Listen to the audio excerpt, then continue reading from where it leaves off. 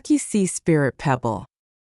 Long, long ago, where the warm turquoise waters of the Andaman Sea kissed the shores of a bustling stilt-house village, there lived a grandfatherly fisherman named Aki. Aki was not a rich man, but his heart was as wide as the ocean. Every evening, after selling his catch at the night market, he would drop his last remaining copper coins into the donation bowls at the local temple, or use them to buy sweet sticky rice for the village children. One breezy afternoon, while pulling his small wooden dugout canoe, a parahu, onto the white sand beach, Aki spotted something unusual. A tiny child dressed in shimmering, cloud-white silk was dancing gracefully along the shoreline. In the blink of an eye, the child vanished into the sea breeze. "Oh no!" Aki cried, worried the fierce waves had swept the little one away. He rushed to the spot but found no footprints. Instead, nestled in a bed of smooth black sand, lay a single milk-white sea pebble. At first glance, it looked just like any other stone washed up by the tide, but when the sunlight hit it, the pebble shined with a deep, pearlescent luster. Fascinated by its beautiful sheen, Aki tucked it safely into his waistband cloth and walked home beneath the pink evening sky. That night, as the monsoon rain drummed a gentle lullaby on his thatched palm leaf roof, Aki had a marvelous dream.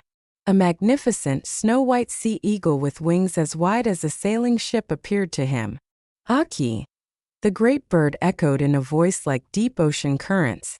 "I am the guardian spirit of these waters. Because your heart is pure and your hands are kind, I shall grant you the bounty of the sea."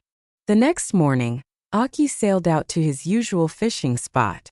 He cast his woven net into the water, and when he hauled it back in, gasp! It was bursting with glittering silver mackerel and brightly colored red snappers.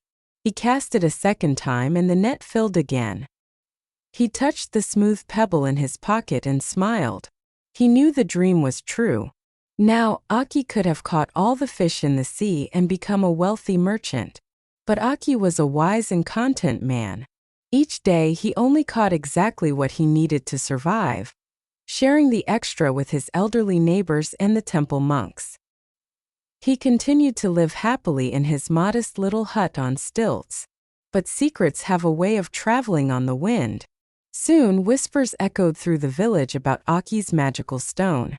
Most neighbors visited just to touch it for good luck. But one young fisherman named Kadek was consumed by jealousy. Kadek didn't want to work hard. He wanted to be rich and powerful. Knowing Aki was beloved by all, Kadek didn't dare steal openly.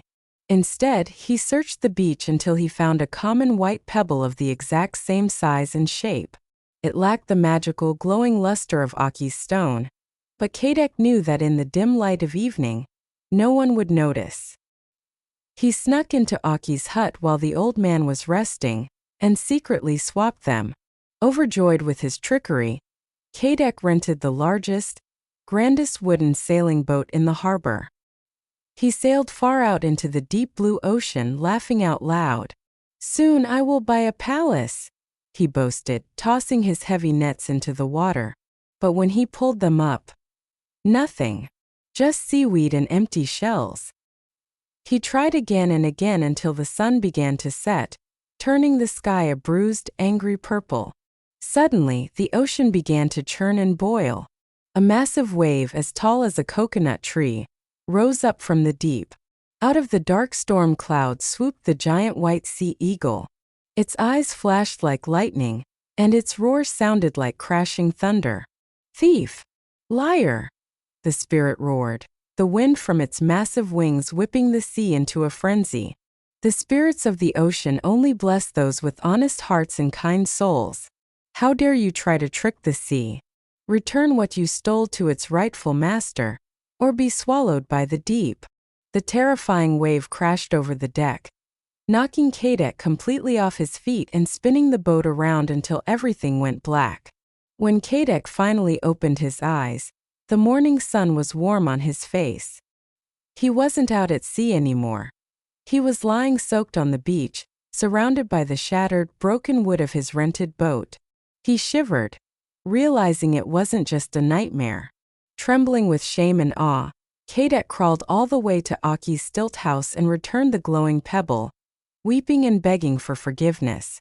Not only had Kadek lost his pride, but he also had to work for months to pay back the owner of the ruined boat.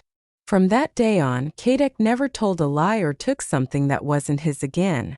As for Aki, he lived for a very long time, guarded by the sea spirit, proving to everyone that the greatest treasure a person can ever own is a kind and honest heart.